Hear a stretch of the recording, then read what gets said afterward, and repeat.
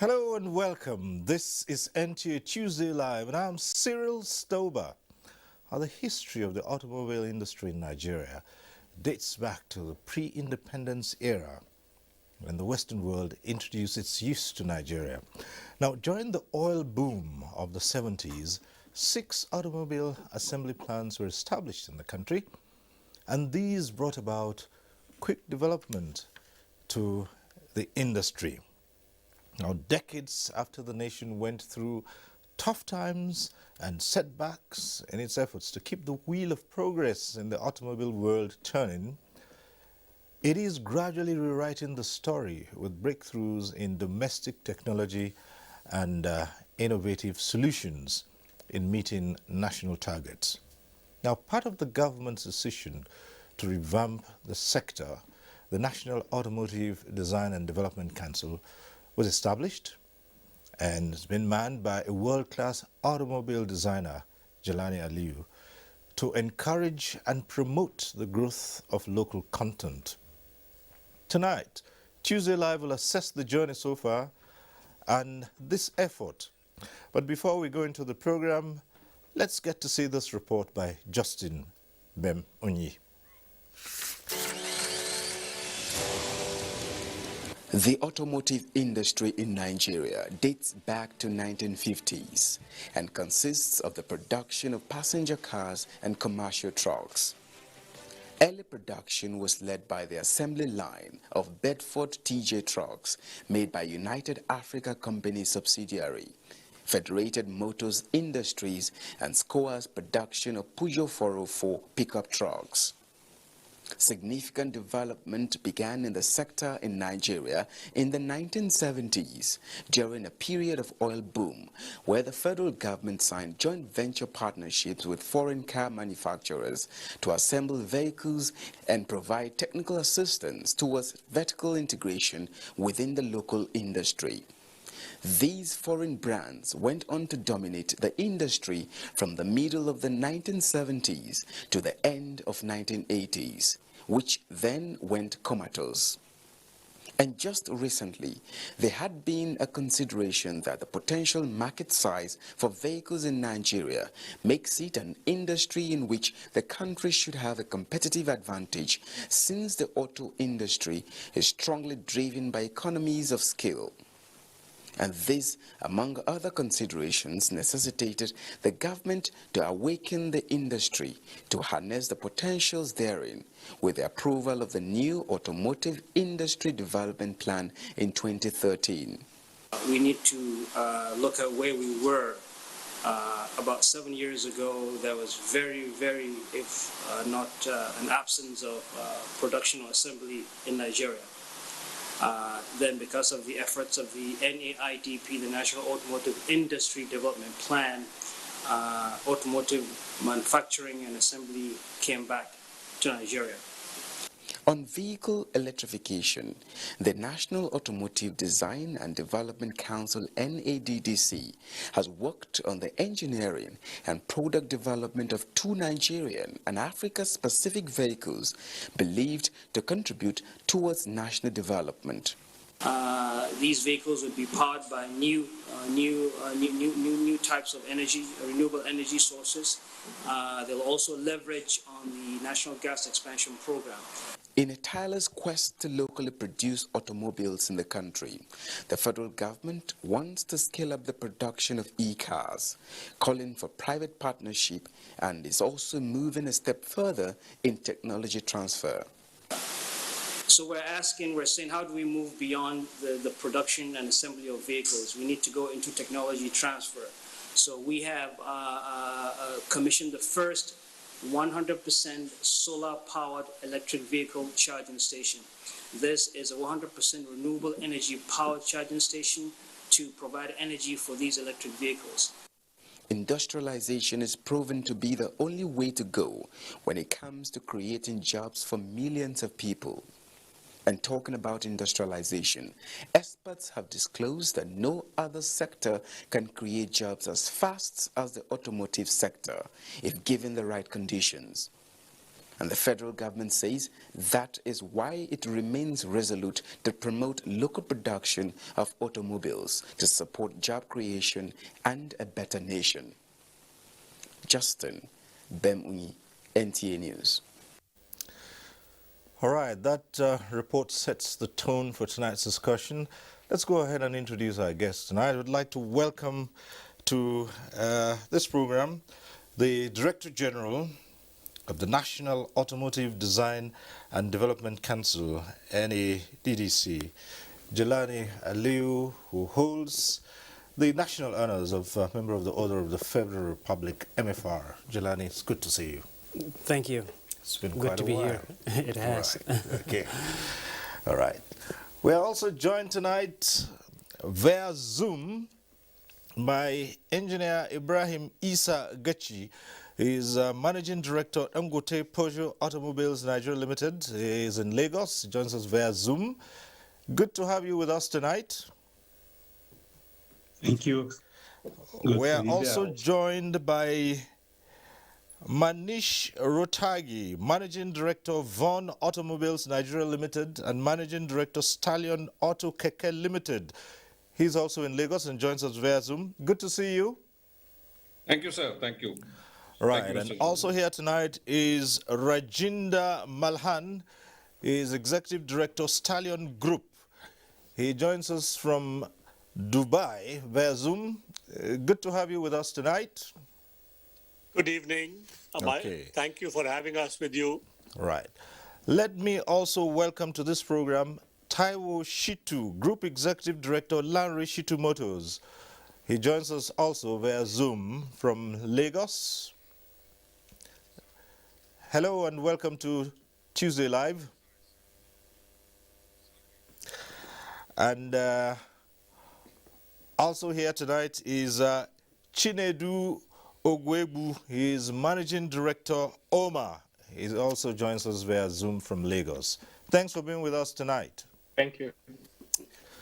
All right, gentlemen, we appreciate you all for being on this program tonight. And let's begin to look at Nigeria's automobile industry and the way forward. Now we'll start with you, Director General of the National Automotive Design and Development Council. Now let's start from when you were first appointed as Director General. What did you see and what was your assessment at that time of this industry in Nigeria? You were just coming in to head this all-important council.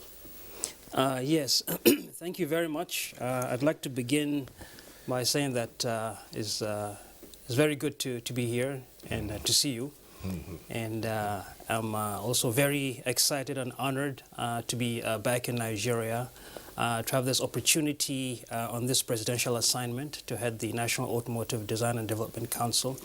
I've always believed that this is a great nation and that we must do all that we can, no matter where we are, to come together, work together, and realize a dream of a better Nigeria. I am honored and excited to be able to play my small role in making this happen. President Muhammadu Buhari has committed to lifting at least 100 million people out of poverty. And the surest way to do this is industrialization. And that is why our parent ministry, the Federal Ministry of Industry, Trade and Investment, is so crucial on this journey. And we believe that is why our agency, specifically the National Automotive Design and Development Council, is also crucial on this journey because of the ability of the automotive sector to create hundreds of thousands, if not millions, of jobs. The National Automotive Design and Development Council is the body, the government agency saddled with the responsibility of developing the local automotive sector. That is to focus and develop the local production of vehicles within the borders of the country as opposed to the continued importation of these vehicles from elsewhere. Because you know that whenever you buy a fully built vehicle made outside Nigeria, you have exported jobs and opportunities outside Nigeria. But when you buy one produced or assembled in Nigeria, you're creating jobs, you're creating opportunities, you're creating a brighter future for the nation and boosting the economy. my leadership at NADDC has really brought about quite a number of significant successes.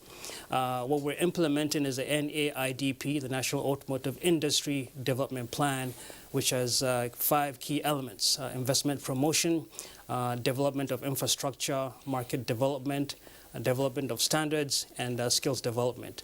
And significant achievement has been made in all these areas.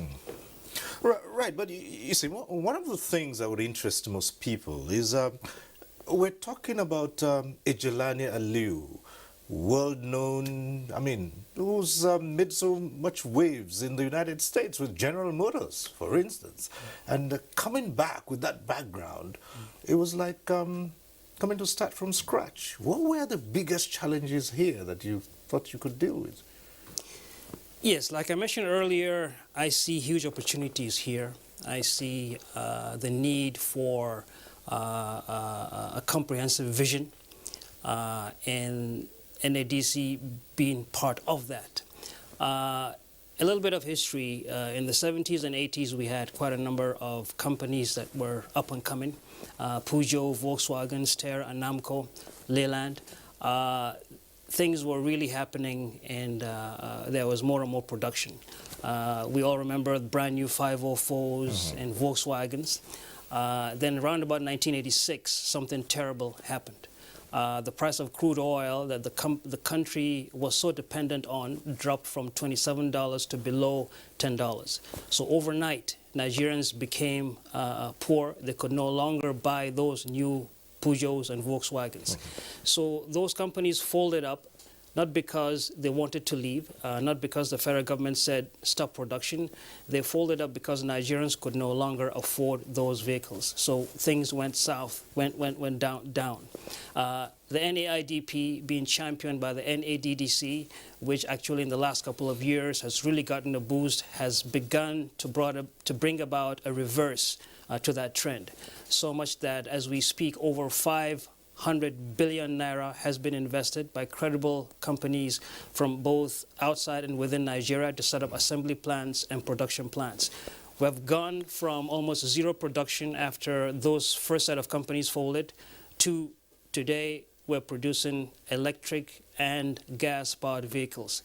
This is what has happened in the last couple of years.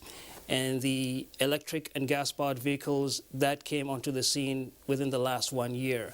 So I'm very happy, very proud to be part of this renaissance of the Nigerian automotive sector. We have trained within the last couple of years over 30,000 Nigerian youth. We have built, we're building about 20 automotive training centers. About half of them are complete. These training centers will be used to really empower young Nigerians, create those jobs that the country desperately needs, give these young Nigerians opportunity to earn a very good living, make a difference to their lives, to the lives of their families, and the country in general. So quite a lot has happened actually in the last couple of years. We're very proud of that. We're going into, like I mentioned, advanced technology. We're not just producing ordinary cars in Nigeria, we're producing renewable powered energy cars in this nation. Okay, we'll return to you and look at those efforts. But let's go over to Engineer Ibrahim Isa Gechi, MD of Dangote Peugeot Automobiles. Right, well, the name Peugeot was a household name in Nigeria a long time ago. And yes, we had this very popular assembly plant, and you could get, you could afford to buy a car, a Peugeot car at that time. And then things turned for the worse. Now, where do you place Nigeria in the automotive industry today? I mean, huge advancements have been made all over the world. So where do we stand? Thank you. In Nigeria, as the director NADDC has said, we are developing quite well, and Nigeria has a big potential in the automobile sector. And we can play a big role in boosting the automobile production in Nigeria through very good or protective policies being implemented by the government. and also patronage by the government of the local assemblies. And with that, I'm sure Nigeria will go a long way in becoming an automobile hub in Africa and in the world at large. Okay. All right. Let's move on to Manish Rotari, MD of Borno Automobiles and Managing Director, Stallion Auto Keke Limited. Volkswagen, that was another household brand. I do recall that my very first car was a Volkswagen, which I bought back then in somewhere about 1979 for a little over 3,000 naira. And today, this country is moving to get back this industry. And we're looking at how many years now and what has happened. Is it going to be affordable to buy whatever brands we are bringing out these days? Yeah, thank you very much. See, with the policies which have been created and made under DG by NADDC and Ministry of Trade and Finance, I think we have restarted this engine very well. And as we are talking from 2013 onward, things have started taking shape. It is not affordable as of now, but the policies which has been made by NADDC, I'm sure the local produced car are going to be more affordable, because today NADDC is not only working on the technical collaboration or not only from the technical side, they're also mindful of creating a market, which is a huge difference between the earlier approach. And I'm sure going forward, we will see all these vehicles which we are manufacturing here are going to be much more affordable. We are already getting a lot of patronage from not only government sector, but also from private players who want to buy cars and vehicles which are produced and assembled in Nigeria. So I'm sure I echo the ideas which DG has said, that this is a land of opportunities. What we are doing with the NADDC is creating more and more skill sets in Nigeria, so that the country as a whole can benefit out of this growth of automobile sector. All right, we'll cross over to Dubai and speak to Rajinder Malhan, who's the ED of the Stallion Group. And avail us of your experience in this industry. You're part of what's been worked on now to rejig the entire industry, but we do know that advances have been made. Now the world is moving towards electric cars, and we can't be expected to lag behind. But the challenge here would still be this transition. So give us your experience in how this industry can be managed in present-day times. Thank you. To give you a background, having been a director of Ashok Leyland, we were the first company to bring the BRT bus to Lagos in 2006. The first 200 buses, it was a major effort between the Lagos state and Ashok Leyland. As DG Jelani has said, we set up workshops, we set up driver training school, we set up the training of all the technicians by which the 200 buses could operate on Lagos roads. That was a good thought which came up from the Lagos state government and Lamata in those days. Now, going forward, as the DG support, we have put up 4 plants in Lagos, basically for buses, trucks, cars, SUVs and pickups. And Manish, after he has joined, we have put up facilities for making the KK, or three-wheeler, the Bajaj three-wheeler.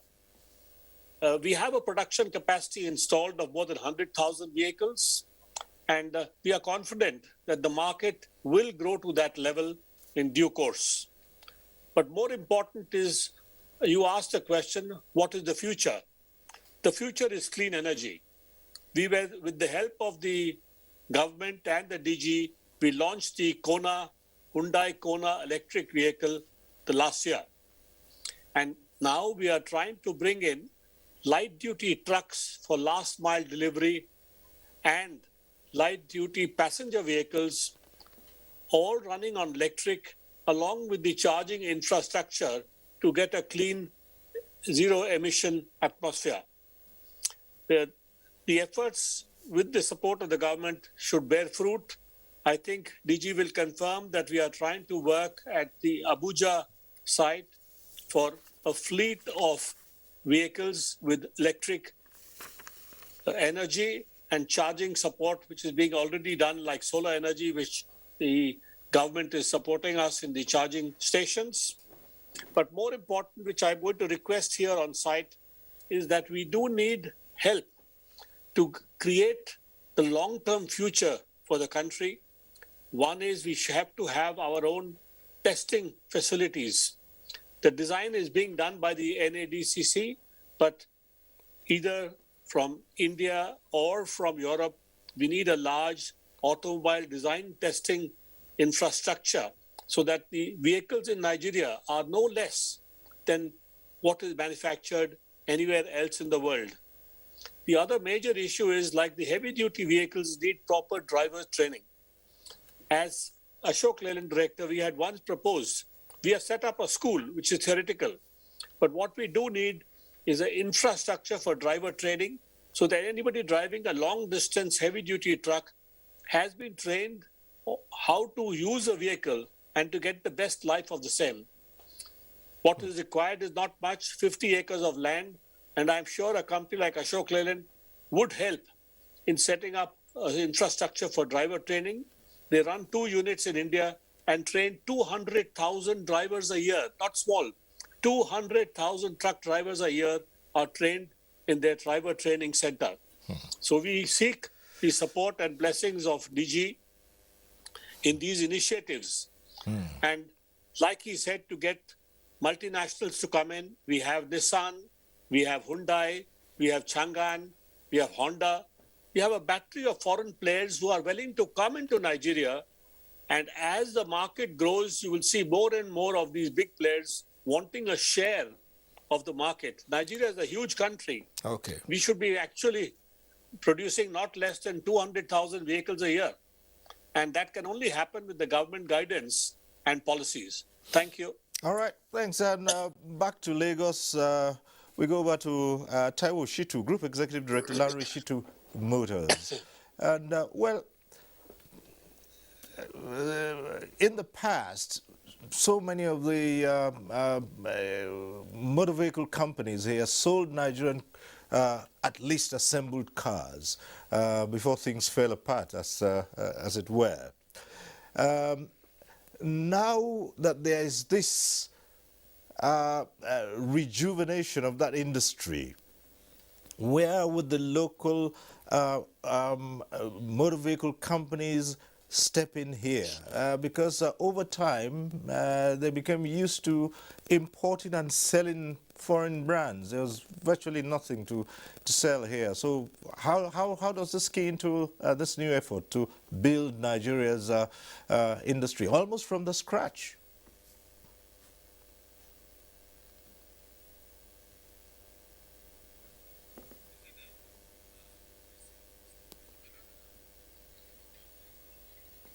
Okay, we're having issues linking up with Lanre Shitu, but we also have Chinedu Ogwebu. I believe he's there with us. Yeah. Okay. Yes. Looking at Nigerian auto companies, especially the indigenous sector.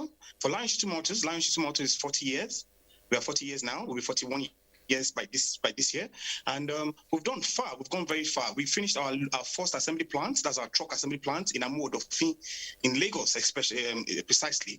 We finished our truck assembly plant in 2018. Yeah, we finished our truck assembly plant in 2018, and our second assembly plant for cars in 2019. So as you can see, these are very recent developments happening in Nigeria.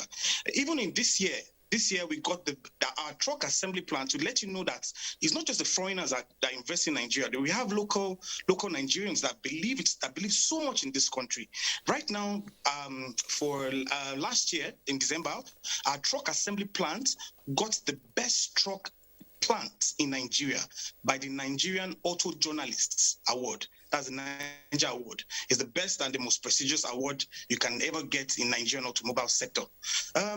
Looking at the Nigerian auto industry, we are moving in. We are doing well. We get a lot of support from our DG, and we are driving the auto sector to the next level. We're driving the auto sector to the next level. Not just driving the auto sector to the next level, but employing a lot of Nigerians, taking a lot of Nigerian youth out of the streets. We have a scheme in Lionship Motors whereby we empower a lot of Nigerian youths, especially those ones that maybe they finished secondary school, they can't further their education anymore. We have this empowerment scheme whereby we pay them to train them. So when they come in, we pay them in the fourth year, first year, second year, third year, fourth year. After their fourth year, their salary can go as high as 70,000, 80,000 naira. And once they're done with this training, we secure job opportunities for these young Nigerians without hope before. We secure job opportunity for them with our various clients, our various numerous clients, and we don't just secure the employment for them, we dictate their salary, we dictate their well-being, where they live, what kind of accommodation they must give them. So the Nigerian auto sector is not what it used to be anymore. There's a lot of revive in the Nigerian auto sector that is good for us to get to know in Nigeria. I have a video here. I don't know if I have a video here. Maybe you can want to see. This is okay. We probably will get to that much later, but we'll probably will get to that later on. But let's go over to Chinedu Ogwegbu. He also is in Lagos and joins us via Zoom. If he's there as Managing Director, OMA. Chinedu, OMA is obviously a local assembly industry, right? If I'm correct? Correct, yes.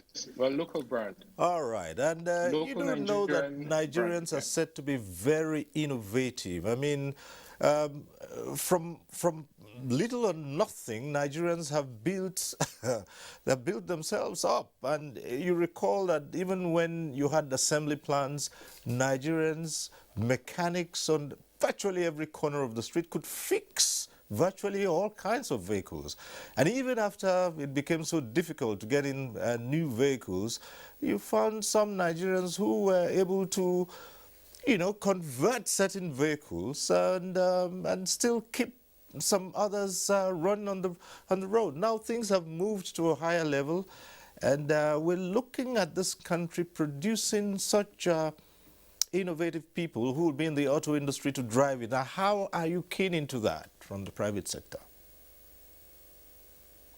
So thank you very much for that question. Quite frankly, talent is evenly distributed, right? What's not is opportunity. So there's a lot going on in the automotive industry globally. Changes, with electrification, with the automation, 3D printing, and all. This is an opportunity for talented Nigerians, talented Africans to contribute to that trend. So what we are doing as OMA, and what you're also seeing in the auto industry where local brands are beginning to spring up, is, we're trying to contribute. So like you said, for the longest time, we have very smart technicians, we have people that have even made things, right? So what we see is, with the rejuvenation of the automotive policy, with the growth that we expect to see in Nigeria and most of Africa, local investors, local brands are going to contribute and play their part. Just last year, we pioneered, we're the first to assemble gas-powered vehicles in Nigeria, in country. And this was totally done by young Nigerian people. I'm probably the oldest guy in the team. So yes, we can contribute. And yes, like Rajinder was saying, yeah, we can make vehicles that can compete anywhere in the world. All right, we've taken the views of virtually all our guests tonight, but we also do have reports from some of our stations on the matter at stake here. Let's begin with this first report from Lagos by Michael Olale. Nigeria seems to have been turned into a graveyard for foreign used cars. This because the performance at the automobile sector is slow, leading to reliance on imports to meet local demands owing to insufficient domestic vehicle production.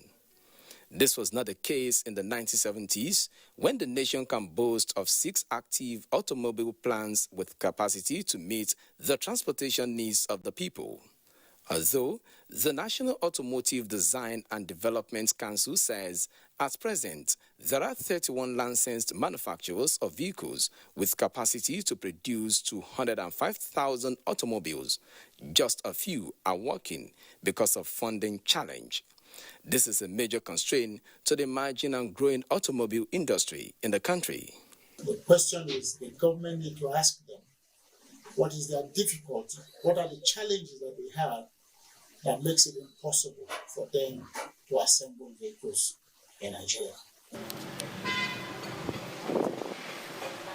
Abiodun Oshokoya belongs to the maintenance and repair subsector of the industry. He shares his experience on how the private sector is supporting and promoting indigenous skills based on the prospect of the huge market yet untapped. There are opportunities where we can actually bring up an automobile graduate entrepreneurs within 90 days, and they are ready for the market, so that we can promote instead of depending on Tokumbo parts every minute. Most of the parts used on the vehicles can actually be remanufactured. They can actually be rebuilt or remanufactured. So we're working on that project so that we can create employment for the youth. It is a noble initiative setting the right path to developing the automobile industry, but the worries of practitioners like Abiodun Oshokoya is for the sector to be developed beyond assembling and fixing to proper fabrication of locally made vehicles. SKD, CKD, basically when you bring in SKD, the vehicles has been assembled. The only thing that is not there is the engine and the gearbox, maybe the windscreen, front windscreen, the windows, and they come in here, they just put in those ones, and then the vehicle is ready. But if it's, assuming it's CKD, at least we know that more people will be employed because you need to join all the parts. Nigeria, however, is entrenching policies that will promote adoption of 100% local content in vehicle production, and government research institutions are taking a huge leap for the actualization. A good instance is the unveiling of an electric car and solar-powered vehicles charging station by the University of Lagos. Although this will augment research and learning, but it is a futuristic innovation looking beyond the fossil fuel era. Programs such as these are the lifeblood of everything we are trying to achieve. It is, after all, a proven fact among advanced nations that the key to successful industrialization is strategic human capital and capacity development in state-of-the-art technology. It is my prayer that very soon we will launch and mass-produce renewable energy-powered vehicles, of which innovative Nigerian youth are an integral part of their conceptualization, design, and development. Indeed, there is huge potential in the automobile industry in Nigeria, but stakeholders say utilizing local materials for fabrication and design will translate into meaningful job opportunities and wealth.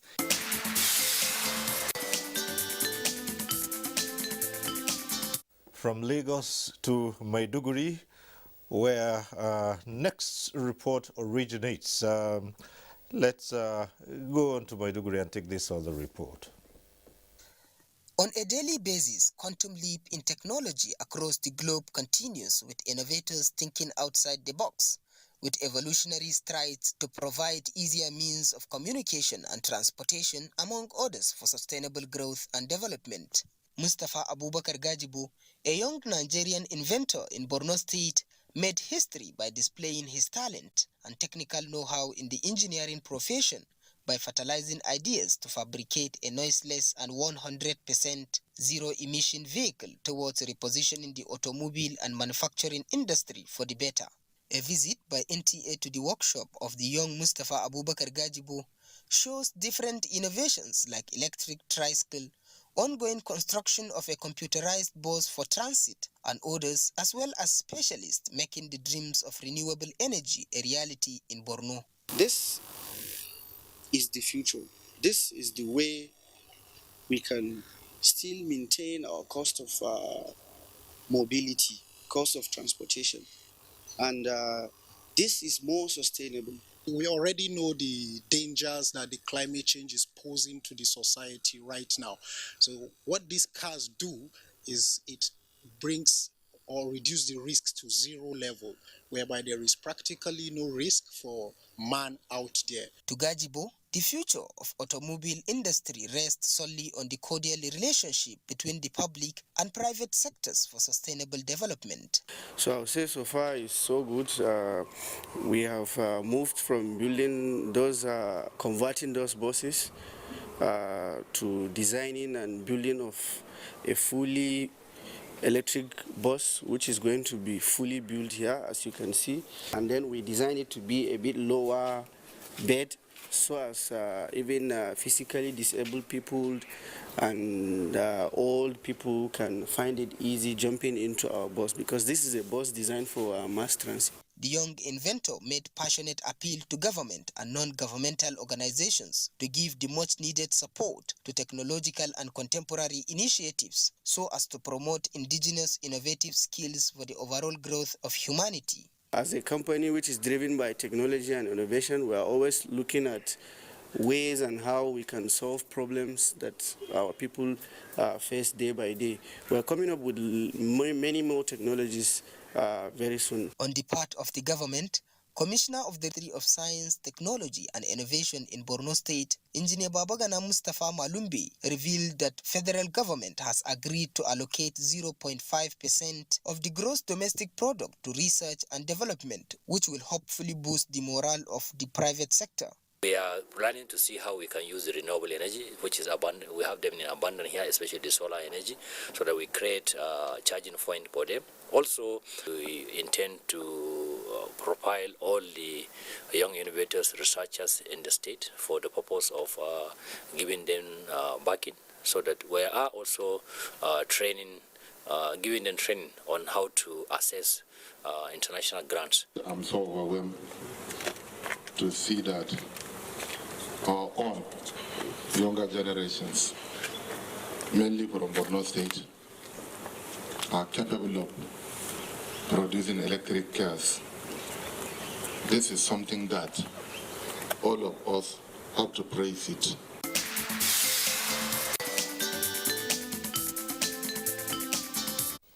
Right, that report by Umaru Kirawa from Maiduguri Center. Well, you've seen some of these reports. First, we'd like to ask your impressions of what we have seen so far. We'll get to the Maiduguri report with that young innovator we saw there. But let's look at the situation in Lagos and what we had in that report. Right. Yes, like I had mentioned earlier, and like the report also mentioned, in the 70s and 80s we had a thriving automotive industry, Peugeot, Volkswagen, and the others. Then, because of the oil glut of the 70s that led into the 80s, the price of crude oil crashed, and we could no longer afford those new cars. So, Peugeot and Volkswagen and the others didn't stop production because the federal government said stop. Right. They didn't stop production because they wanted to. They stopped production because of the recession the country had gone into, and Nigerians could no longer buy those new cars. So Nigerians had to resort, because of the poor economy in those days, to used vehicles. Again, the federal government knew that that couldn't be allowed to happen, to continue, and introduced the NAIDP, the National Automotive Industry Development Plan, which was pioneered, championed, and is now being implemented by our agency. So we went from zero when all those companies stopped back to where we are now with an installed capacity of being able to produce 400,000 new vehicles. Now, we're not producing 400,000 new vehicles because still the economy is being worked on. The purchasing power of the average Nigerian is still very low. It is increasing. But if all things were equal, our investors, those who have invested in the Nigerian automotive sector, can produce up to 400,000, if not more, vehicles per year. So it's never been the question of Nigeria can produce this small amount. It's a question of how do you open up the market so that they can produce that many. One of the biggest challenges in this country, particularly in a place like Lagos, is mass transit. And you could see what happened over time when buses couldn't come in. There are lots of people who, they call that some contraption that were put together by local mechanics. Well, they moved all right and they were able to move people.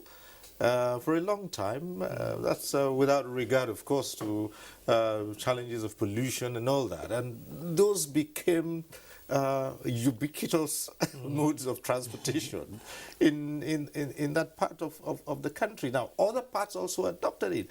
And gradually, we moved into what is today known as keke napep. In different parts, tricycles, which were not popular as a means of transportation back then. And I'm not even talking about the hordes of motorcycles that have been used for public transportation. Now, this tells that there is a huge need for mass transit, and there's still a shortfall here. Yes, if we could park the cars and have more mass transit buses, but then produced here with an eye on climate. The challenge here, again, isn't that our investors or our stakeholders cannot produce buses or vans. They can. Given the opportunity, being asked to produce them, they can. So we have quite a number of companies right now that have installed capacity to produce as many buses, as many vans as the nation needs. For some reason, the market hasn't asked for them, but the NADDC, working with these stakeholders, has enabled the capacity to build those buses. So I believe it's a matter of strategy by municipalities, by state governments, to really look at strategies to deploy such types of public transportation. Once those strategies are in place, once those needs are expressed, our assemblers, our manufacturers, Innoson, Oma, Vaughan, and a number of others are ready and capable of producing as many buses as the nation needs. And not just ordinary buses, advanced buses that are up to world standards, that are comparable to buses made from anywhere in the world. Okay, let's put the same question to Engineer Ibrahim Isa Gachi of Dangote Peugeot Automobiles Nigeria Limited.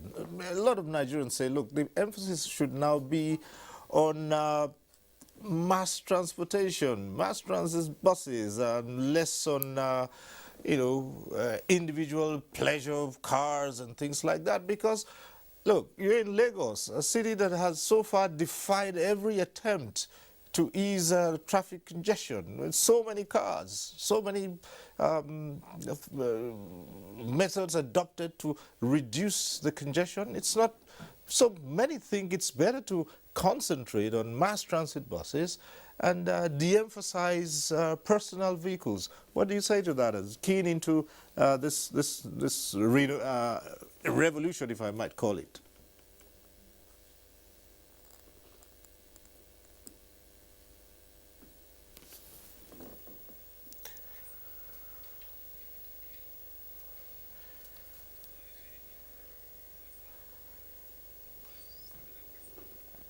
Okay, we'll try and we'll get back the links with Ibrahim Isa Gachi in Lagos. Let's see if we can. Hello. Yes. Okay. Right. Are you there now? Yes. Good. You got my question right. Schemes are largely funded by governments. And these governments should patronize the local assemblers of mass transit buses. And once that is done and the market is open, some private sectors will come in also, but largely it's going to be a government there. And the government can change the number of vehicles we have on our roads by deploying mass transit buses on the roads. Yes, okay. Well, we just move over to Manish, and well, they say you can't reinvent the wheel, and therefore many of the companies today, I mean, it's a matter of taking parts from different parts of the world and hardly concentrate everything in one place. Is that what we're looking here as we talk about reviving this industry in this country? I mean, you don't have to produce every part of it, or are we back to when we would need to produce every part to make it a complete indigenous vehicle?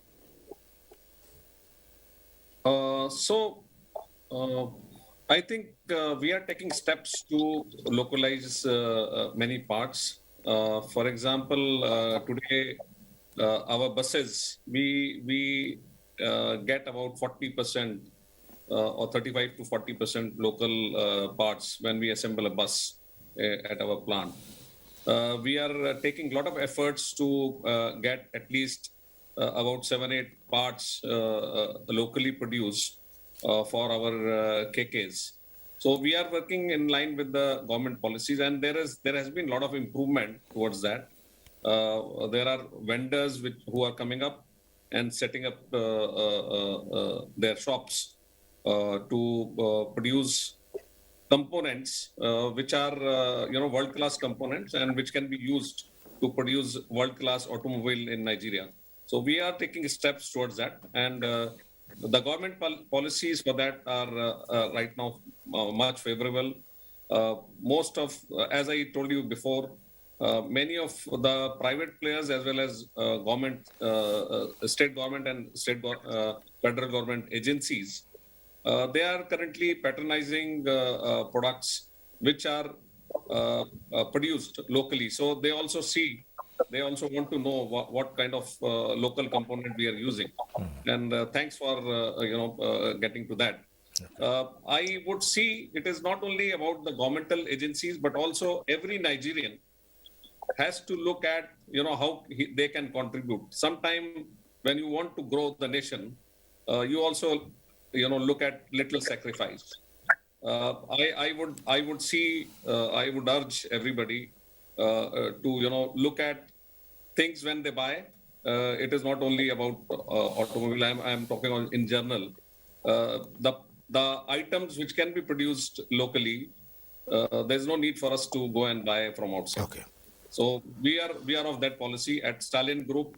We have been working effortlessly for bringing local content, and we are committed with the government policies. Oh, all right. Digi, let's come back to you here. And we'd like to understand how this works. What is the local assembled vehicle?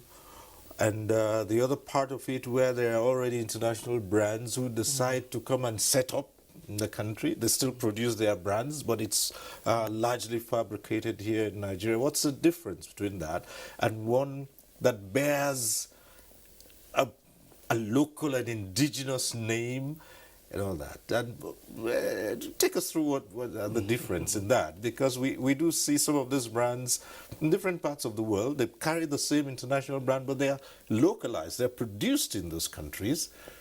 Now, how does that play out with ours here? Would it have to be called indigenous only when it bears a name that is Nigerian? And how soon can we also replicate that in other countries?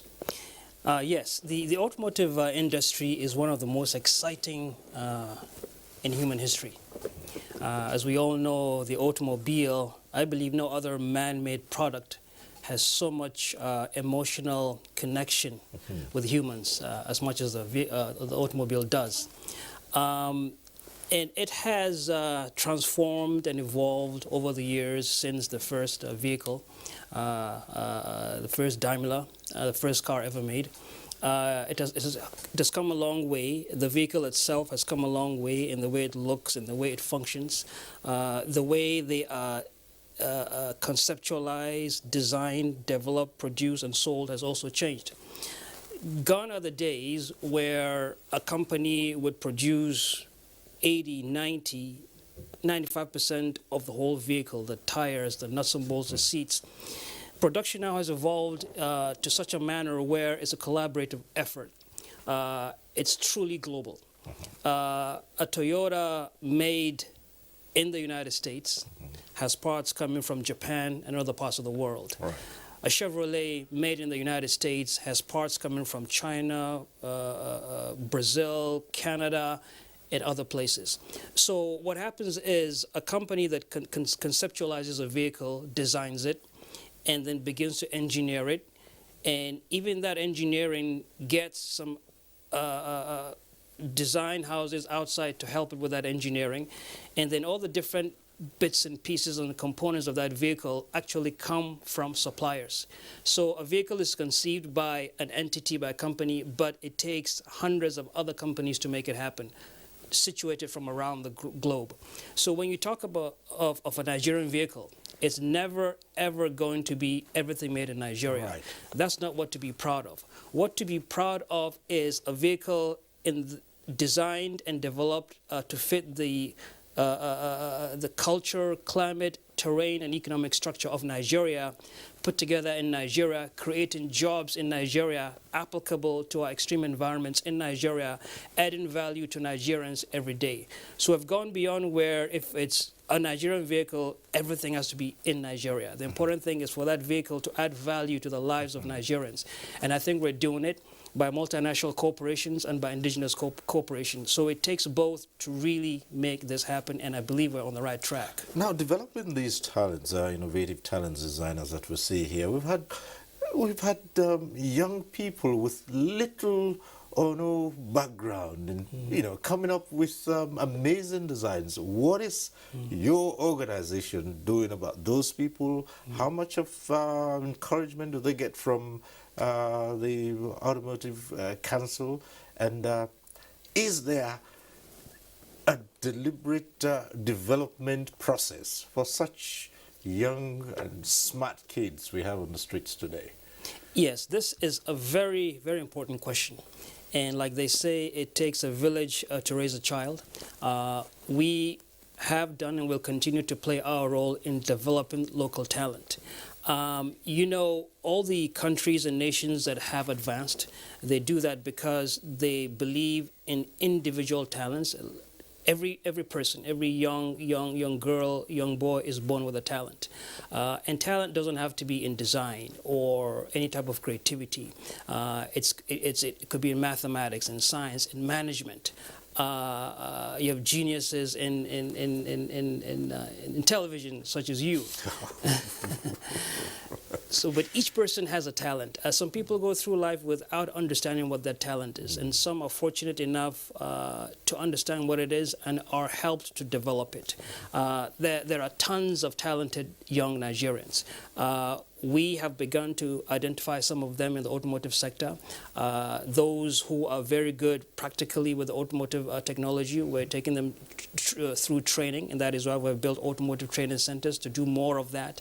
We've also started training young Nigerians in using advanced computerized software to design and develop vehicles and components.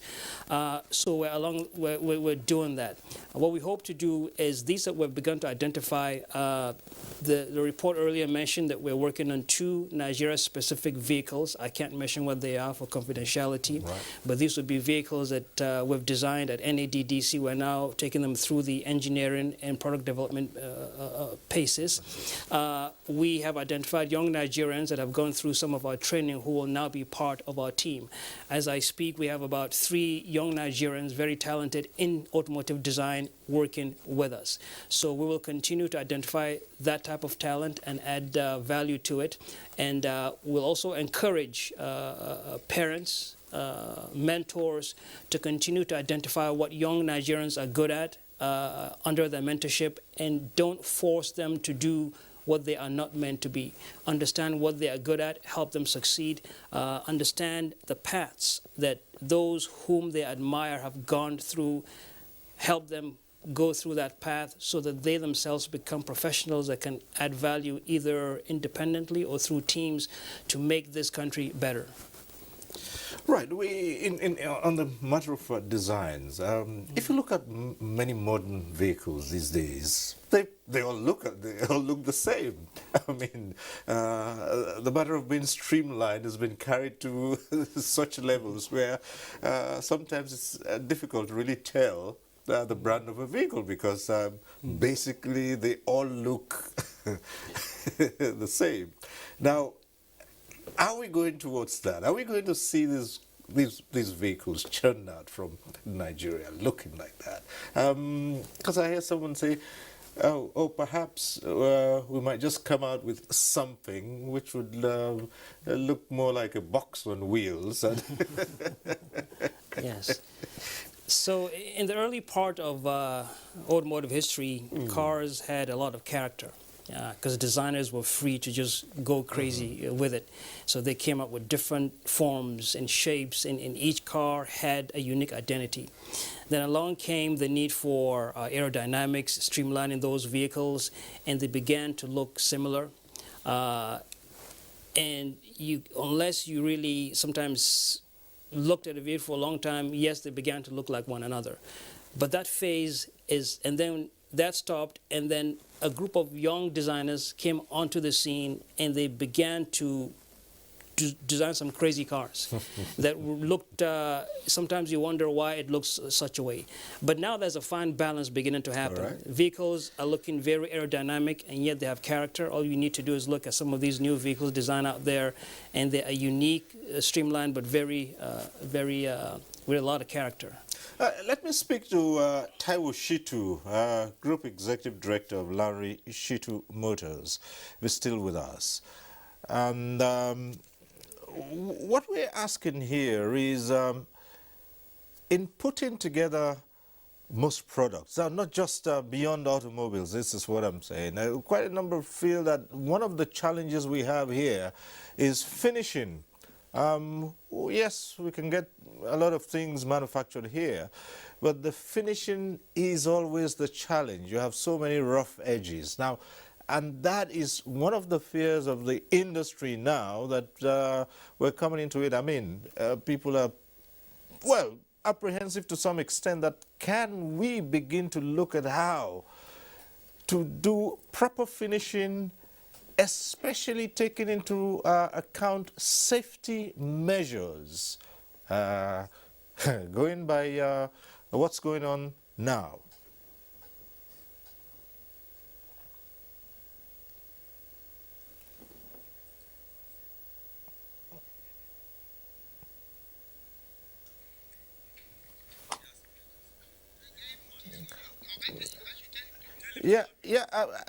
I'm sorry, Taiwo Shitu, can you unmute your audio? It would seem as if you're I mean, oh, yes. Okay, yes, fine. Sorry. Good. Yeah, right. Okay. Like I said before, Nigerian automobile companies, especially the indigenous automobile company, they are in the lead. They are leading right now. And finishing is very, very important to any automobile. Finishing is very important. You'll be impressed to come around and see young Nigerians finish vehicles. Nigeria's got talent. Nigeria's got talent that can be compared to any other country in the world. I must tell you this, we have a lot of young engineers in Nigeria that are finishing from schools, but because of this scheme, this auto policy scheme, they now come out to perfect their dreams. And I can tell you, we have a lot of well-finished jobs. For our trucks, like the GAC we represent in Nigeria, it's been assembled from the beginning to the end, and we have a lot of the bodies, the buckets, the back of the body is being fabricated locally, 100% locally. We're patronizing the local steel industry, and I must tell you, the finishing is second to none. Can be compared to any other brand anywhere in the world. I can tell you this because we have a lot of young Nigerians, a lot of hungry young Nigerians that believe so much in this company, that they believe so much in this country, and are doing everything it takes to get job done well. These same young Nigerians, they go abroad, they get the best awards abroad. But don't forget, most of them, their university days is here. What they need is the facility. What they need is the policies that will make them not leave Nigeria. A lot of young Nigerians want to stay here. They want to remain. But with this policy, I can tell you, a lot of Nigerian young guys and ladies, even girls, even a lot of Nigerian young girls, they finish school. Some of them are on IT. Some of them are finished. Some of them are on graduate training. Because in my company, we have this graduate training scheme, whereby when they come, you don't believe what these young people can do. And we just need to give them the opportunity. And we need to believe in this country and push more in investing in this, push more in investing in industrialization. Because for any country to grow, industrialization is the top that is thinking about the future of its youth and not just today. Okay. Thank you. Well, at this point, we'll take a short break. When we return, the phone lines will be open, and that means you can get to be part of the discussion in the studio. We do expect that there will be so many questions that will come in for our guests tonight, but that will be after this short break. Stay with us on NTA Tuesday Live.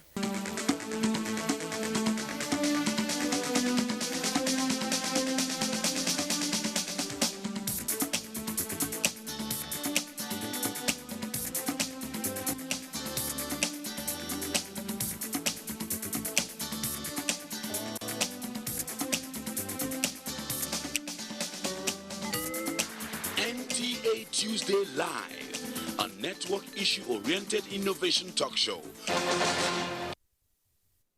Yeah, thanks for staying with us. I was just having a peep at one of the designs here. Hopefully you'd get to see that. I was just having a peep at it, and it looks real good, especially for the terrain we're talking about. Well, thanks for being with us. It's that part of the program when you can join in the conversation. The numbers will be on your screens. We advise you take advantage of them. And as we always say every Tuesday, if your call gets through to the studio, do us a favor, turn down the volume of your TV set. This is to avoid the hurlback or the echo. And also go straight to the point. And we always advise, don't bother about the greetings. Just hello is enough. Go straight on to the point, keep it short and straight to the point so others can also get on the platform and air their views. Whatever questions or comments you put across, our guests would be willing to address them as they come. So welcome to this other part of the program. We'll just get started by taking this report from Oka by Chinyere Fesi Okoye. This is coming from Oka, this next report. Records have shown that Anambra State takes pride as one of the states in Nigeria to be lauded in automobile industry. This dates back to the old Anambra in the early 80s with the establishment of Anambra Motor Manufacturing Company, Anamco, in Emene, Enugu, the then capital of the state, where the Mercedes built its vehicle assembling plants. Since then, and with the citizens' ingenuity in the field of business, the state has been playing a vital role in complementing the federal government's efforts at reviving the nation's economy through its automobile industry. This commitment is even more evident at present with the establishment of a vehicle manufacturing company in Nnewi, the industrial hub of Anambra State.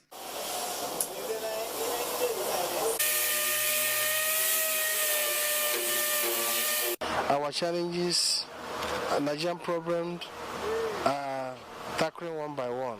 President Buhari have promised us that most of the issues will be settled.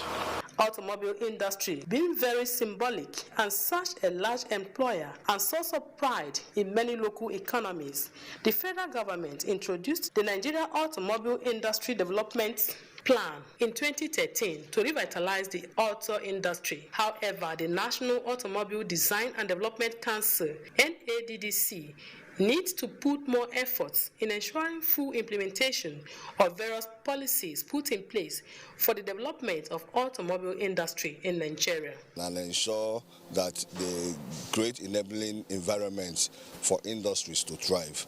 Like my chairman have always stated that for example, the government should look into the tariff from the power holding company, that the tariff being given to the manufacturing companies is too high. You understand that they should look into it and see where they can be able to reduce it. Some workers in the automobile industry in Anambra State speak.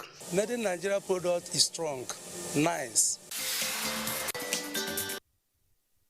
We have a caller on the line, Lukman, calling in from Ondo. Lukman, go ahead. What I want to ask is, how can the Lukman from Ondo State, go ahead. Reach the young youths of this great country? How can the help from the federal government reach? Because many of the youths of this country, we have many ideas, we have many ways of passing our ideas. Even I've seen many people on social media that present many kinds of ideas, but they will not be heard. All of them, they will try their best, but they will never be heard. How can they be heard from the federal government? How can the federal government reach the young youths? How can they touch them? How can their funding touch them? That's what I want to know. All right. Thank you. Thank you, Lukman from Ondo State. Well, yes, well, he's asking, there are quite a number of young people who have ideas. How can their voices be heard? How can they bring forth those ideas? Yes, that's a very, very important question, and I think we touched a little bit on that. We have begun to identify talented Nigerians and to begin to understand how we can help them develop that talent to become professionals. Typically, when you have a talent, there are routes that you follow. There are types of schools or academies that you go to polish up your talent and become a professional so that you can work within a team or an organization. The report on the company out of Maiduguri that has worked on the minibus that is electric, we met with them last week. They brought over one of those vehicles for us to see. They did a fantastic presentation. I was really very impressed with what they have done. Now they're not stopping there. This is not where they started, and this is not where they're stopping.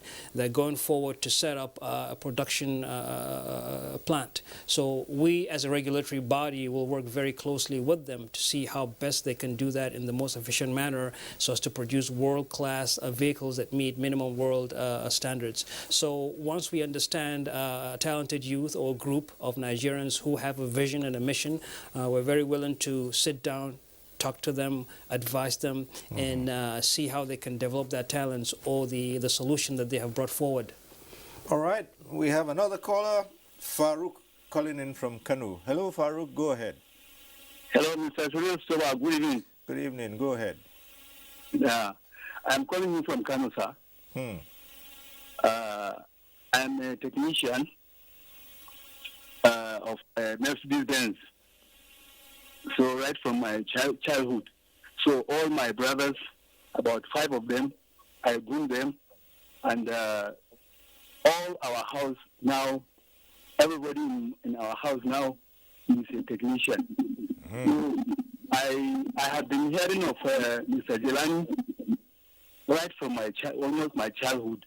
So I would like to have a contact with him, sir, because I even sent one of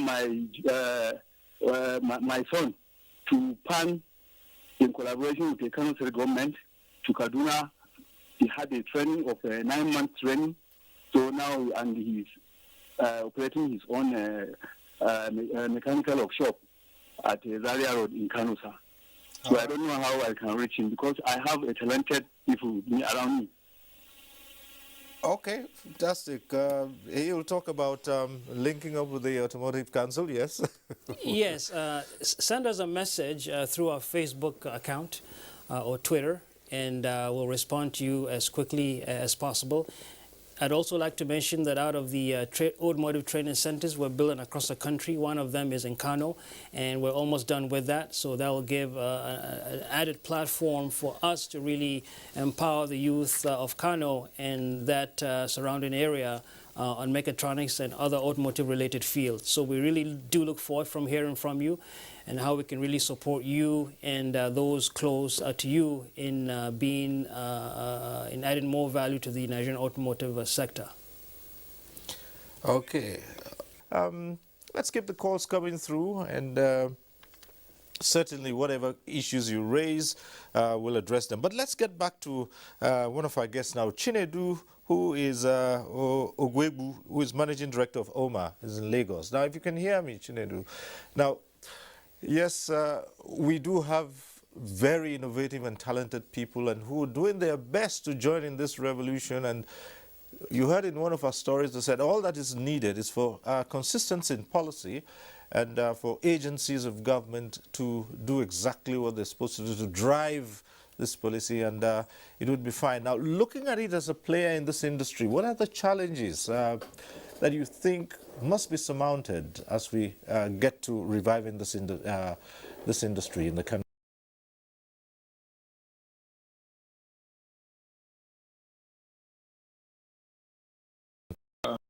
Industry, like every market, right? There are several challenges.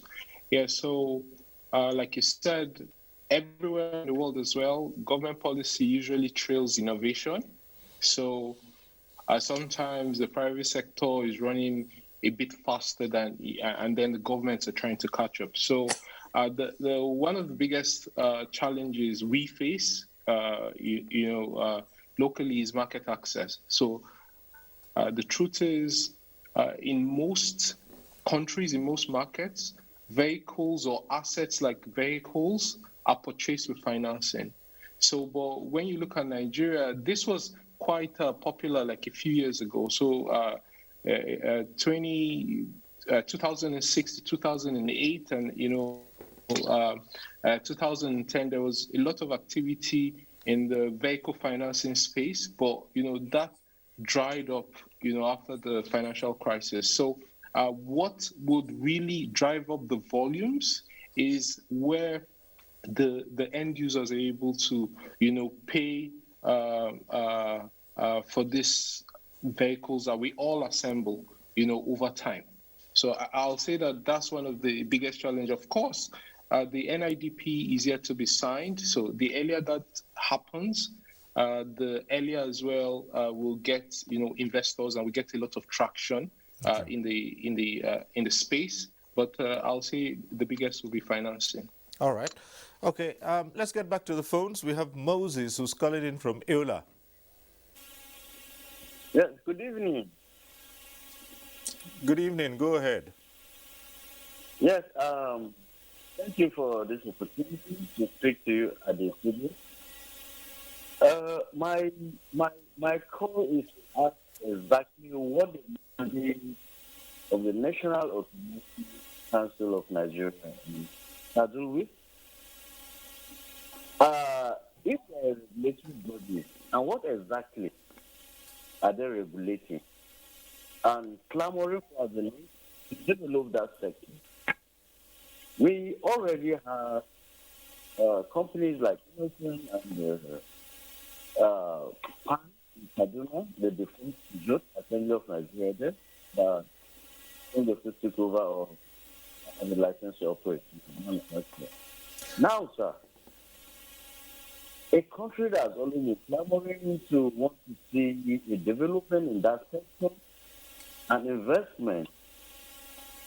We already have like Innocent and government dealing up. I overheard between other friends, people acquired over 50 people have granted license to manufacture vehicles and all that. And we've not strengthened those in existence. Most of those people with licenses do not have the capacity to establish a plan. Rather, sometimes they want to connive, do not listen that they connive with outsiders. They want to bring in investment, and they do not have money. So apply the license and what we tell everybody things. We should strengthen what is in existence, in reality, what is practicable, rather than say, okay, we need talented and all those things. Then it's fine. You can, like other scholars who, one of them from Kano, who wants to have a contact with the revered Jelani we all had and are happy about him and his development outside of the country, he's making us proud and all that.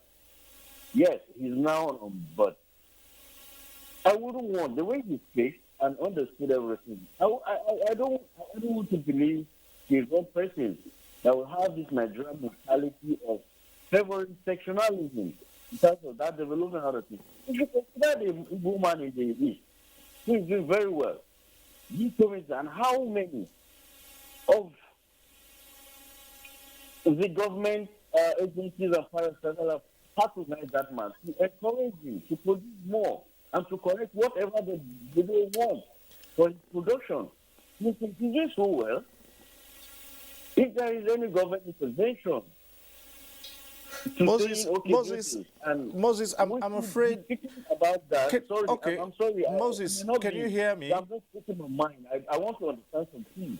Moses, if you can hear me, yes, can you just go straight to the point you're trying to raise or the question? Now you've gone, but it's extremely difficult to get what you exactly want to. Just go straight to it. Simple.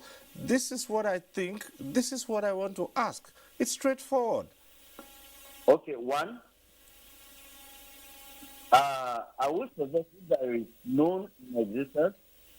Are you with me, sir? Mm-hmm.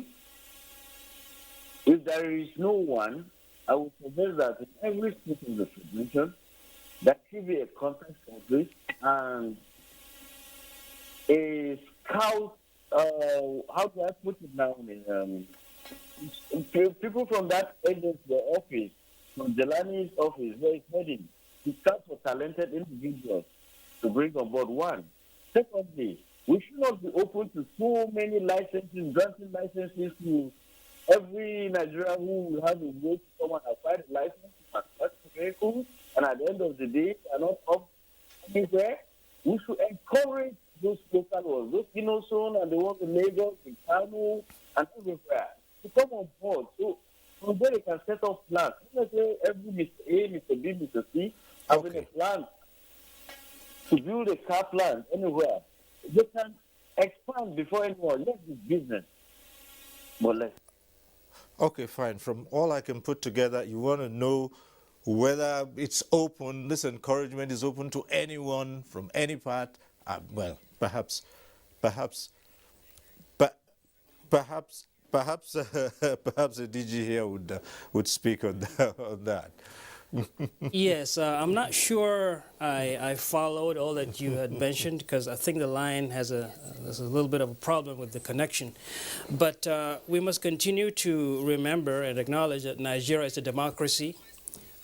Any person with the capability to prove him or herself in a certain manner that will add value to the economy and to the society will not be stopped by government, and that person would be given all the needed support that they need to achieve their objective. So we have a number of producers and assemblers in Nigeria. I think the matter here is, and I'm not sure why, Nigerians find it hard to believe that the automotive sector is successful.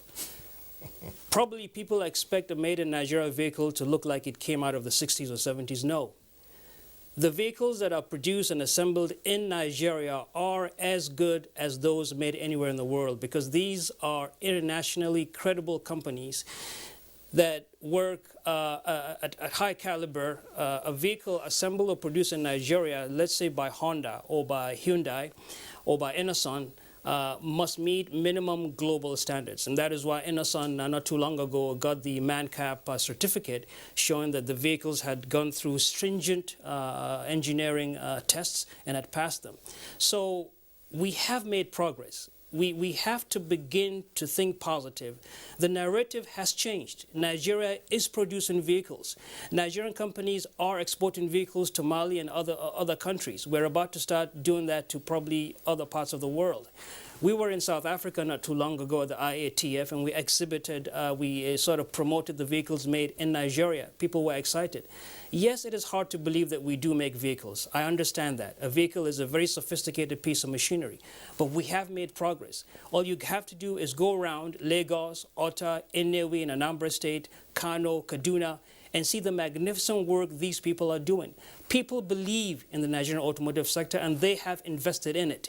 We are producing vehicles. We are assembling vehicles. We are coming with unique vehicles that are applicable to Nigeria. We are producing electric vehicles, gas-powered vehicles. We gotta move beyond saying Nigeria can't do this, can't do that. We are doing it. We are keeping up with the rest of the world in terms of automotive sector, and we will give, as a federal government, we will continue to give all the necessary support to whoever proves that, yes, they can make a difference. Right. I'll just take it up from where you left off. Some Nigerians find it very difficult to believe that something good can come out of this country in terms of production, and that is already happening. It's the same way some Nigerians too wouldn't believe easily that everyone who heads an agency such as this merits it. But Jelani Aliu is no stranger to this industry. We didn't quite state so many things at the start of this program because, this is our own, and in other parts of the world, hardly anyone would be asking who is Jelani Aliu, having been at General Motors, and if I'm not mistaken, a lead designer for General Motors. And that is a Nigerian who Nigerians and Nigeria celebrated and who had done so much in the... In fact, I do recall that in my very first interview with Jelani Aliu when he was still in the US, it went on air and some people said they couldn't believe that that was a Nigerian. And today he's the DG of the Automotive Council, and I'd like also to say not many believed that he would have come back to Nigeria because, which was one of the questions I asked, because they said, what would he be coming to do, to start from scratch? All right. So let's go to Sunday from Edo, who's calling in. I can hear you. Right. Go ahead, Sunday. Can I hear you? Yes, go ahead. Okay. Can you hear me? Yes, go ahead, Sunday. Go ahead.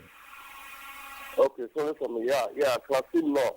So what I want to ask is that I see this young man, is it Tawu short Shitu?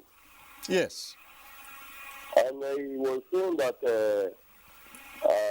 they pick a lot of young ones on the street, try to train them up, and in place of training them, they pay them, and at the end of the training, they will provide job for them.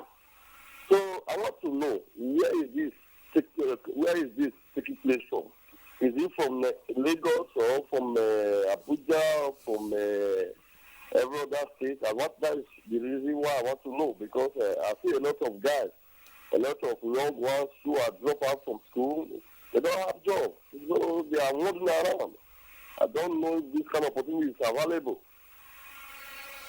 All right, that's a question for Taiwo Shitu, Group Executive Director of Lanre Shitu Motors, and I'm sure he heard you, so maybe he can respond to that. He said you still see a lot of youths walking around without jobs, so you're wondering when he says there's a deliberate effort to train people. Well, he can answer that if he's with us, right? Yes. Go ahead. Yes, thank you very much. Thank you very much. Talking about our empowerment scheme, it's a program we started about 9 years ago, so it's not new. We have people we've sent out of our scheme. To mention a few of them, we have some of them working in Amasco. Amasco is in Kano. We have some of them working in AgroTrader. AgroTrader happens to be the biggest cocoa farmer in Nigeria and exporter in Nigeria. They export cocoa proceed. This I'm just giving an example. Just let me give two examples. These are people that came into our company without knowing anybody. They just finished school. They had passion. They had belief. Like I said, there are a lot of young Nigerians with passion to drive success. They don't want to be like every normal people that want to be smoking drugs, moving around. There are a lot of young Nigerians that are hungry to do the right things in the right way.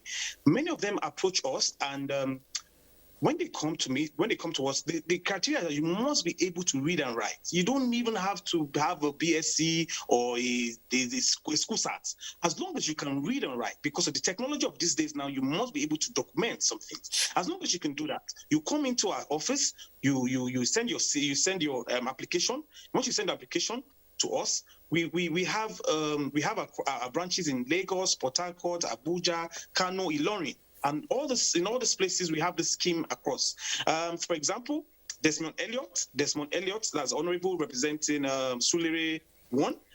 Right now, we have 10 people that is sent to us under a scheme. He got to know about this scheme, and he picked some people out of Sulere, out of Mojuelegba, some of them from around Sulere, and he approached us and said, "Oh, he heard about this scheme, and he's a living witness to this, and that this is happening." We're able to take 10 of these locals, indigenous, out of the streets. While and the good thing is this: we pay them from day one. We pay them from day one. We don't wait for you to finish, because we understand that you have to transport yourself home. You have to be able to get home and get back. And the second year, we increase your salary by another 10,000 naira. Then the third year, we increase your salary again by another 20,000 naira. Then the fourth year, we increase your salary again by another 10,000 naira. So by then you should be earning nothing less than 50,000 naira. But by then, we believe that we have passed the knowledge to you. We have a training school. We have a training facility in Lagos, Abuja, and Lagos, Abuja, and Ilorin. I think so far the caller must have, if you're still listening, he would have received just all about he needs to know about whether the scheme is actually working or not. So it's up to him. But back to the phones now. Let's link up with Mustafa, who's calling in from Maiduguri. Mustafa, go ahead.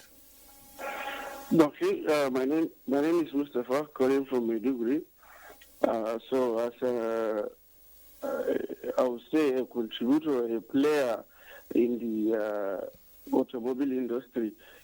So, to me, the whole automobile industry has been left for the foreign companies and, let me say, foreign investors to handle the whole thing.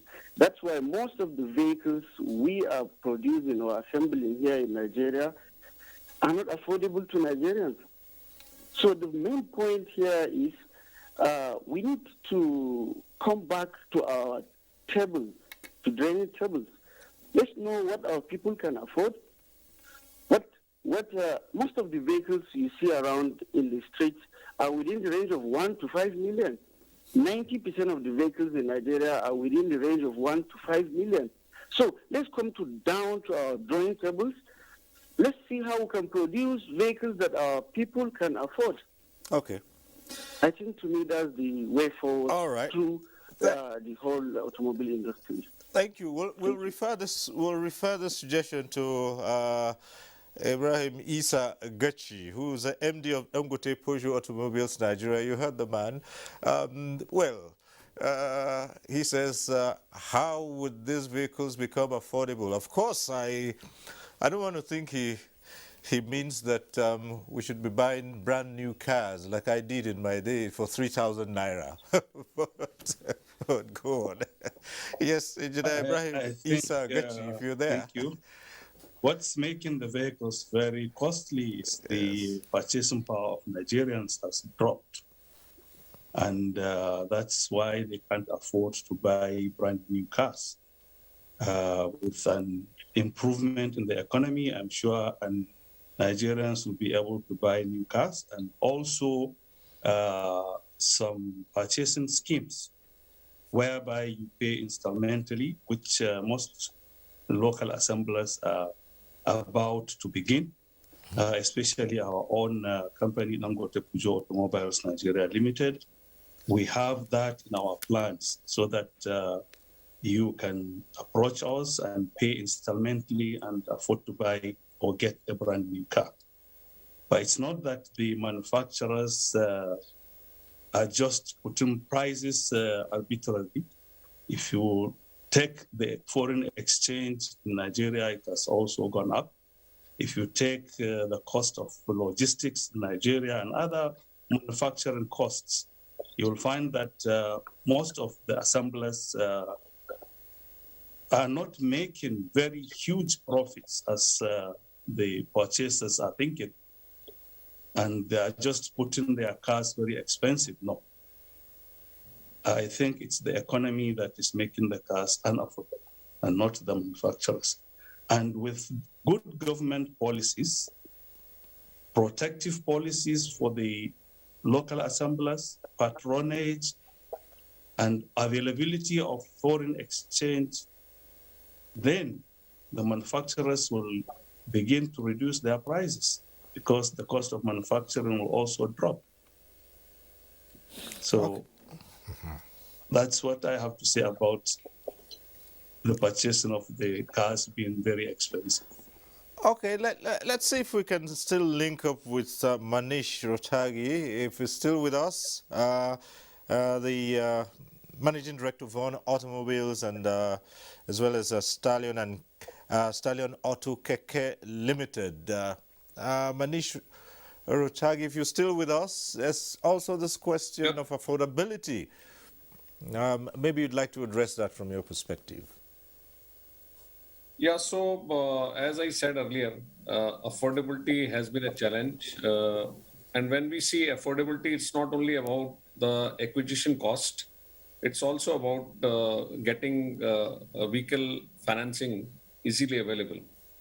So, to address this situation, we have been trying to reach out to different banks and financial institutions. Coming back to the question asked by one of the caller about empowerment and employment in the nation. Since I also represent Stallion Auto KK, we have recently tied up with the Lapo Microfinance Bank, where they provide all the youths, they provide loans instantly. And once they get the loan, we deliver the KK, and from tomorrow, the youth who's stranding on the road and he's not able to get anything to eat, from day after tomorrow he is able to get his money. These are very innovative things. Affordability is not only about the cost of the vehicle. Affordability is also about if we are able to provide a easy financing option to somebody to buy. And I think going forward, as DG also, I think when I met him some time back, he said he's already worked out with some of the banks to come out with the strategic partnership where we don't have to pay entire money immediately. We just pay 10% or 15%, and rest we can pay installmentally. I think affordability is also about that. As Mr. Ibrahim said, there are a lot of factors which are making the overall cost little high.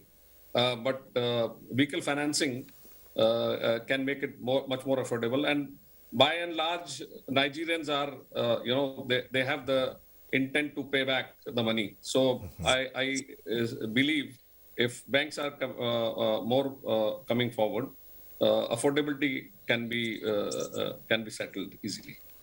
All right. If we still have Rajinder Malhan with us, if you're still with us in Dubai, maybe we'd like to ask you to also comment on the question of financing and affordability.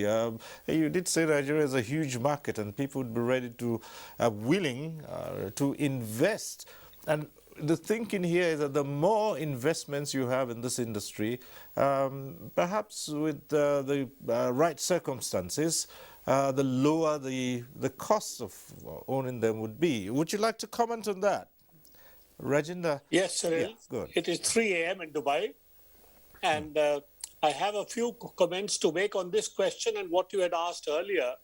You said mass transit and transportation of people is so crucial for Nigeria. Now, this can only be possible with public-private partnership. The government has to create the infrastructure for the public transportation and support the purchase of buses. For example, I give you an example of India. The state transport corporations are buying 150,000 buses a year. I think in Nigeria, the total purchase of new buses will not cross more than 3,000 to 4,000 a year. That's number one. The second one of affordability.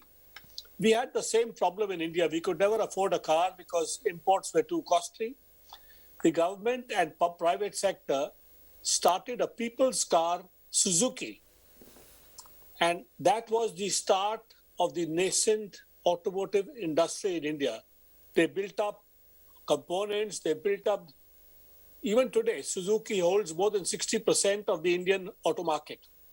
Mr. Jilani, with your guidance, a people's car is the call of the day. You have got so many innovative Nigerians. Get one partner with you to develop a car which is within the means, like he said, 1 to 5 million naira. Today, you can't get any decent car new with all the duties and landed costs going below 4 million to 5 million naira. That is point number one. The second one, with issues of which Cyril asked, safety measures. You are doing a lot of work in the design centers, but what we do need is an auto testing and certification center, either a European firm, Brazilian firm, Spanish firm, or an Indian firm can support you to set up an automotive testing center. How can we have a vehicle which has not done a crash test going on the road if it is designed from scratch? The second one is the big concept which Dr. Jilani is trying to do, EV. For EV, it is again a public-private partnership. The charging infrastructure has to be installed on a pay-as-you-use basis by the government and the private sector. That can make a major change in the public transport scenario. So we are committed to that. We are working closely with NADDC to make it really happen. But the infrastructure is what the government will have to support to make it happen. You have the funds. Please support it. I'm sure the transportation industry or the transportation mode for the public will become far more affordable and reliable. Thank you. All right, thanks. And back in the studio here, well, Jilani, we've listened to some of those questions and then the answers provided by the other guests here. So now let's bring it to you. In addition to that, we'd also talk about the question of the electric cars and the ones powered by solar. But let's go straight to this matter of affordability and putting together cars that can be affordable, although I also find it a little bit difficult to now envisage what is affordable given the GDP today. Yes, affordability is relative, right, based on the purchasing power of the market. We do know that the purchasing power of the average Nigerian is far below global standards, but nonetheless, efforts are being made to help the average Nigerian attain a vehicle. The vehicle finance scheme, we're sort of putting the final dots on that as we work with WEMA, Jaiz, and Zenith banks. As soon as we iron all these agreements out, we'll be able to roll out a vehicle finance scheme primarily funded by government and these banks. What we hope to do is once that gets going, to get all the other banks that we haven't even started with at the very beginning to also come into the program.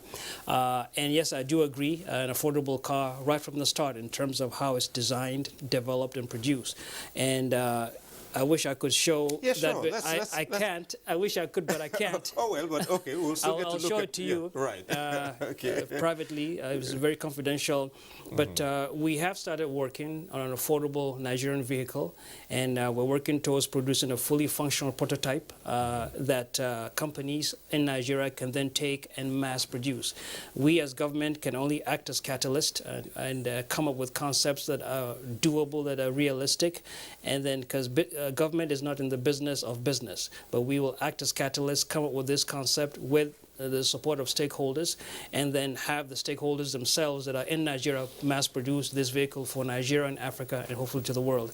So we hope to very soon unveil that vehicle to the public, but as of now, it's very confidential. But right. we are working on that perfect mousetrap. Okay.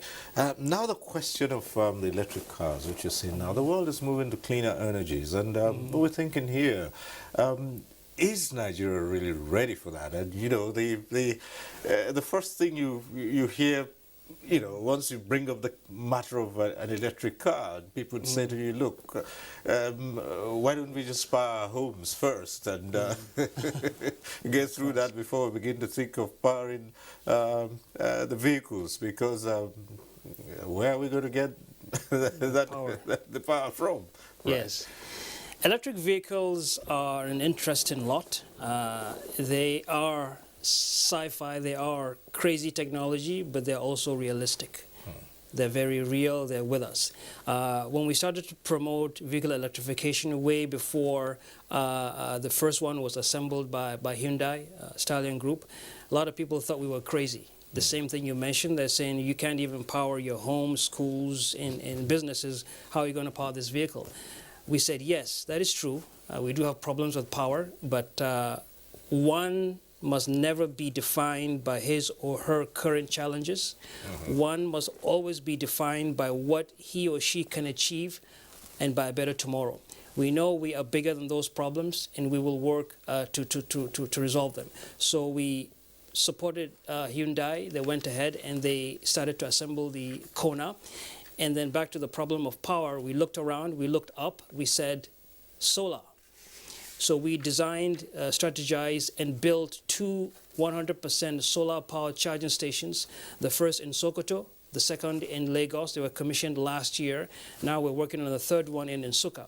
And we cited these 100% solar-powered electric vehicle charging stations, not just to prove that the concept works. We cited them in universities. The one in Sokoto at Usman Danfodio, and the University of Lagos, and now University of Nigeria in Nsukka, so that young Nigerians would touch, feel, kick this technology, and come up with even more applicable solutions for Nigeria and Africa. So electric vehicles are real. They're here. The Hyundai Kona is being produced and assembled in Nigeria. Another company, Jet Systems, they're testing their electric van, 100% electric, in collaboration with GIG Logistics in Lagos. We have 2, 3 more companies that are also about to introduce electric vehicles. So we are in the game. They are real, and they're actually better for Nigeria. We all know that we don't have that maintenance culture. People don't change their engine oil. They just keep driving the car until it breaks down. An electric vehicle doesn't need that. It has no engine oil, no pistons, no rings, no crankshaft. All those things that could go wrong because Nigerians neglect them won't even be there, talk less of going bad. Yeah, but you do have the tires and, and all those other stuff, which... every car must have. Okay, and you would have to change them when they're due. Definitely. So the maintenance culture would still go on. So just in case some begin to think, oh, well, how about having a car that is maintenance-free? You just drive from day one until you get tired of it and dump it. But then... if we were to just go a step further and look at all these efforts that are being put together, the question would be, when in the earliest can citizens begin to see the results of what's been put together so far? And that's one part of it. The second part is you do hear a lot of Nigerians say one of the biggest challenges will be policy inconsistencies. Now, this has all been driven. What's in place to ensure that by the time Jelani Aliyu is through with his assignment and goes back to the US, and different administrations have come in, these efforts would remain sustainable and would be the driving force for keeping the wheels turning, and so we don't get back to that period when things had to shut down. Yes, the automotive policy has always been in existence. What has happened is when you say the inconsistency in the policy, NADDC and our ministry have been consistent in what we want. We want a policy that will protect local production. We have been getting tremendous amount of support from our ministry, from our honorable ministers. We've been getting tremendous amount of support from the presidency, from Mr. President, so much that the automotive policy now is a presidential priority project. So what we're doing is we're reviewing the policy to be more applicable to global automotive sector, to be more in tune with what in the best interest of Nigerian automotive sector locally. And then we're also getting very strong support from the National Assembly. And so we believe that as soon as we're done with the review, which we're engaging an international consultant to do, when it goes back to the National Assembly in the next 2-3 months, that it comes back and is assented to by Mr. President, so that it is backed by a legal framework which will make it impossible to change. And then that policy will more or less be written in stone to support further production of vehicles within Nigeria. Just a quick one here. What would you say to Nigerians who have the penchant for anything coming from somewhere else but Nigeria, and now all these efforts are coming to fruition and a vehicle is produced here? What do you say to Nigerians? Give them the kind of confidence that they can go for these vehicles as against going for those ones we love bringing in. Yes. I would say that the vehicles produced in the country are of the same standards as the vehicles produced anywhere, because these companies are doing these things, they meet minimum global standards. A company in Nigeria that has a particular type of vehicle is putting together here and a similar vehicle overseas, they both meet the same standards. So I think the world has changed where vehicles now, like I said, people expect a made in Nigeria vehicle to look rickety. No, these vehicles that are already being produced here are of the same standards as the ones elsewhere. And actually even better, because they are developed and put together for our extreme conditions, so you'd expect that vehicle to perform better in this extreme environment. Okay, so as we wind down, I'll just go to our other guests, and it's a straightforward question here. Let me just go straight to Engineer Ibrahim Isa Gachi, and this is straightforward. What would you say to the suggestion? Some people have suggested that one of the best ways to make this industry grow, outlaw the use of foreign vehicles by government establishments. What would you say to that? Yes, I will support that, because the local manufacturers need protection from the government. Thank you. And once that can be done, then it can improve on their capacity, and there will be a lot of technology transfer into Nigeria. There will be a lot of employment generation in Nigeria. And the government should be encouraged to do that. Okay, so I'll put the same question to Taiwo Shitu, Group Executive Director, Lanre Shitu Motors via Zoom. Would you support a ban on government establishments? Well, you say government should show the way. Let no government official drive any foreign made. Let it be a Nigerian car. Would you agree to that?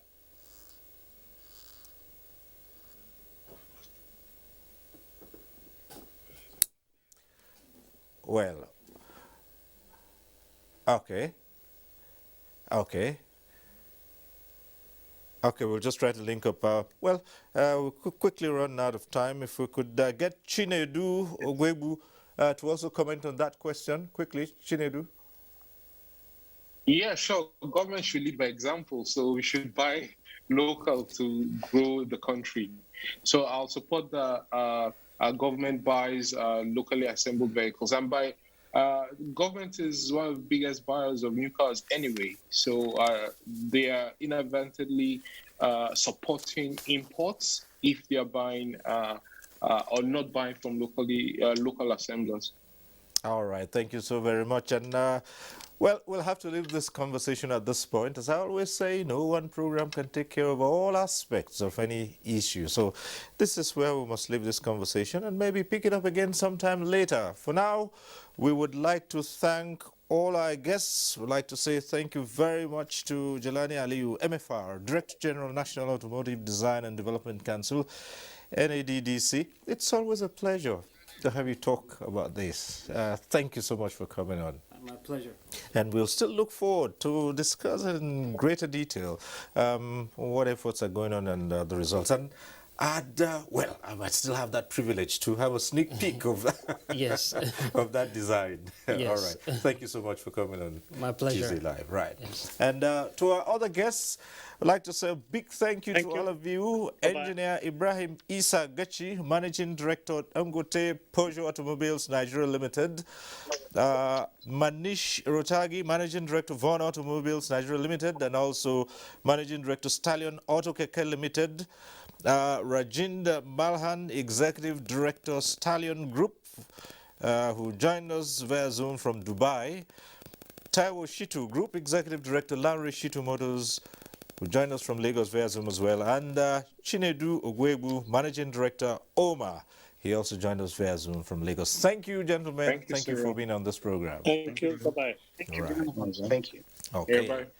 And so thank you to you two for participating, those who called in and those who stayed with us this far. We thank you for being part of this program. Next week, we'll be back with NTA Tuesday Live. I'm Cyril Stober. Continue to stay safe.